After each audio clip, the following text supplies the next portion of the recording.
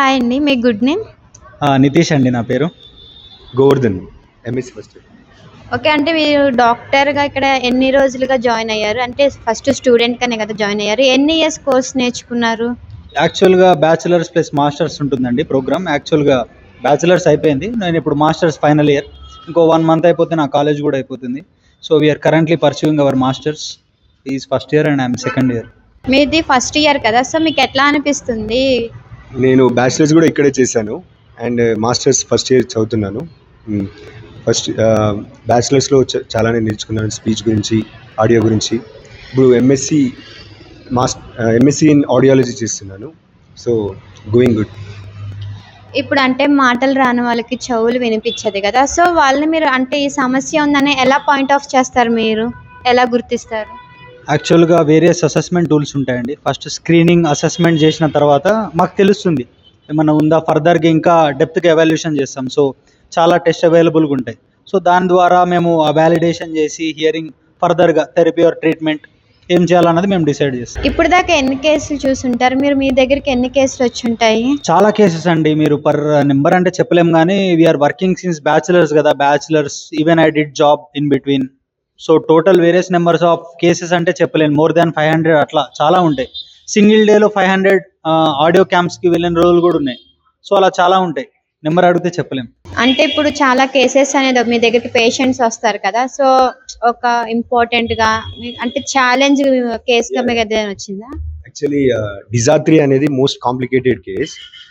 So డిజార్త్రియా అనేది చాలా మంది స్ట్రోక్ వచ్చిన వాళ్ళకి, బ్రెయిన్ ఇంజురీ అయిన వాళ్ళకి.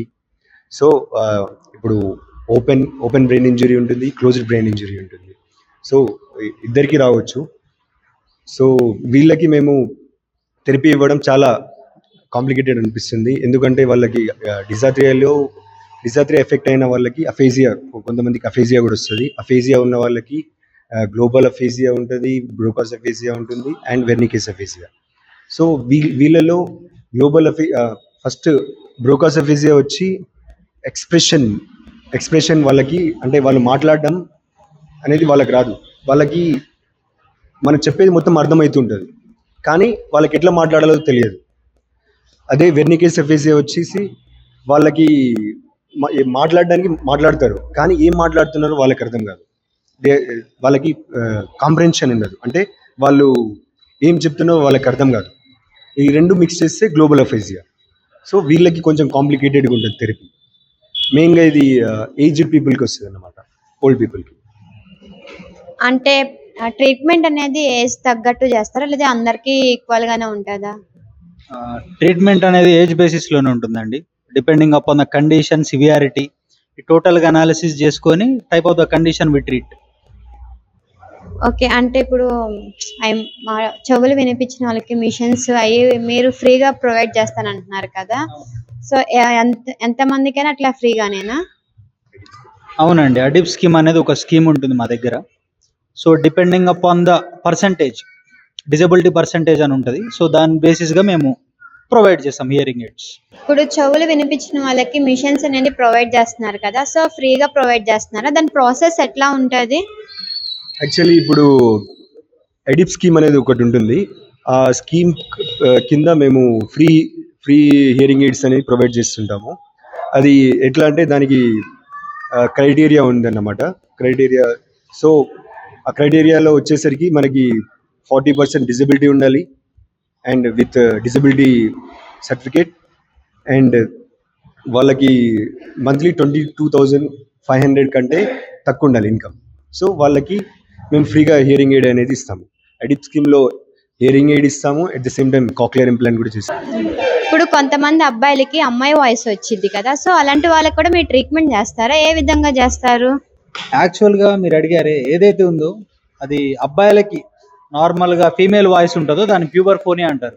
సో దానికి కూడా మేము ట్రీట్మెంట్ చేస్తాం. ఇన్ ద వాయిస్ థెరపీ ద్వారా మేము దాన్ని హీల్ చేయడం జరుగుతుంది. సో ఈ వాయిస్ థెరపీలో ఏంటంటే మాన్యువర్స్ ఉంటాయి, లైక్ గ్లోటల్ ఫ్రై అని కొంచెం మా టెక్నిక్స్ ఉంటాయి. అవి యూజ్ చేయటం వల్ల కండిషన్ అనేది బెటర్ అవుతుంది. అంటే ఇప్పుడు బార్న్ బేబీస్‌కి చెవులు, మాటలు రావు కదా! సో వాళ్ళకి అప్పుడే ట్రీట్మెంట్ చేస్తారా? అంటే ఆపరేషన్ ఉంటదా? లేకపోతే వాళ్ళ స్టెప్ బై స్టెప్ పోతారా? యాక్చువల్లీ ఆడిటరీ కార్టెక్స్ అనేది డెవలప్మెంట్ అనేది ఆడిటరీ కార్టెక్స్ అనేది బ్రెయిన్లో ఉంటుంది. ఆ auditory cortex development up to 5 years వరకు చాలా ఎక్కువ జరుగుతుంది అన్నమాట. సో అప్ టు 5 years వరకు మనము వాళ్ళకి కాక్లియర్ ఇంప్లాంట్ చేస్తే వాళ్ళకి వినపడడానికి ఛాన్సెస్ ఉంటాయి. సో వాళ్ళకి ఇప్పుడు ఆడిటరీ కార్టెక్స్ సరిగా ఉంటే మాటలు కూడా వెన్ దే ఆర్ హియరింగ్, ఎప్పుడైతే వాళ్ళు వింటున్నారో వాళ్ళు మాట్లాడడానికి ట్రై చేస్తారు. సో కాక్లియర్ ఇంప్లాంట్ అనేది చేస్తాం పుట్టుకతోటి వినికిడి లోపల. అంటే ఇప్పుడు పెద్దవాళ్ళు కొంతమందికి నత్తి అట్లాగా ఉంటది కదా, సో దానికి కూడా ట్రీట్మెంట్ మీ దగ్గర ఉంటుంది. స్టటరింగ్ అంటారు. ఒకటి క్లటరింగ్ ఉంటుంది, ఇంకోటి స్టటరింగ్ ఉంటుంది. క్లటరింగ్ అంటే ఏంటంటే కొందరు ఫాస్ట్గా మాట్లాడేస్తారు, అంటే రేట్ ఆఫ్ స్పీచ్ అనేది చాలా ఎక్కువ ఉంటుంది. వాళ్ళు మాట్లాడేది ఏదో అంటే మాట్లాడేది కరెక్టే మాట్లాడతారు, కానీ వాళ్ళ రేట్ ఆఫ్ స్పీచ్ ఒక వర్డ్కి ఇంకో వర్డ్కి మధ్యలో గ్యాప్ అనేది చాలా తక్కువ ఉంటుంది. దాన్ని క్లటరింగ్ అంటాం. ఇంకోటి స్టటరింగ్, వాళ్ళు స్లోగా మాట్లాడతారు, ఒక వర్డ్కి ఇంకో వర్డ్కి చాలా గ్యాప్ తీసుకుంటారు, స్టటరింగ్. సో వీటికి మనము కొన్ని థెరపీ టెక్నిక్స్ ఉంటాయి,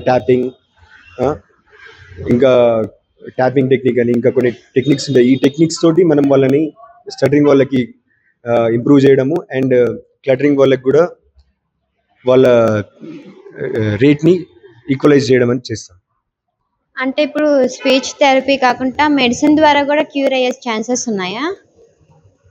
యాక్చువల్లీ మెడిసిన్స్ వర్కౌట్ కాకనే చాలామంది ఇక్కడ థెరపీకి వస్తుంటారు. సో మెడిసిన్స్ అనేవి క్యూర్ చేయలేవు, so they go for therapy, వాళ్ళు థెరపీకి వస్తుంటారు అనమాట. అంటే మాక్సిమం మెడిసిన్ కన్నా థెరపీ ఇస్ బెస్ట్ అంటారు. అవును. యాక్చువల్గా ఈ మెడిసిన్ థెరపీ అంటే సో మెనీ కండిషన్స్కి ఏంటంటే మెడిసిన్ అనేది లేదు, still the research is going on. So మనకి అవైలబిలిటీ ఉంది ఏంటంటే థెరపీ. సో థెరపీ ద్వారానే బెటర్మెంట్ అవుతుంది. So we are making it to the near normal. అంటే దీంట్లో మీకు జాబ్ ఫ్యూచర్ ఎట్లా ఉంటుంది? మేము ప్రైవేట్ సెక్టార్స్లో చేయొచ్చు, గవర్నమెంట్ సెక్టార్స్లో చేయొచ్చు, ఇండస్ట్రీస్లో చేయొచ్చు, ఓన్ క్లినికల్ సెటప్ పెట్టుకోవచ్చు. There are many. అండ్ మాకు ఎక్కడైనా ఈజీగా ఇప్పుడు demand for this course is very high. So ఎక్కడ వెళ్ళినా కూడా మనకి వేకెన్సీస్ అనేది దొరుకుతాయి, ఈజీగా జాబ్ వచ్చేస్తుంది యాజ్ ఎ స్పీచ్ థెరపిస్ట్గా, ఆడియాలజిస్ట్గా కూడా. అంటే ఇక్కడికి వచ్చే పేషెంట్స్కి మీరు ఫీజు ఎట్లా ప్రొవైడ్ చేస్తారు? అంటే ఎక్కువ ఉంటుందా తక్కువ ఉంటుందా? యాక్చువల్గా చాలా ఎఫోర్డబుల్ అండి, చాలా పేషెంట్స్ ఎఫోర్డ్ చేసేలాగా ఉంటుంది. లైక్ ఇప్పుడు ఆడియోకి మాకు టెస్టింగ్కి దానికి కావాలంటే 50 రూపీస్ రిజిస్ట్రేషన్ ఉంటుంది. స్పీచ్ థెరపీకి పర్ మంత్ 100 రూపీస్ పే చేయాల్సి ఉంటుంది.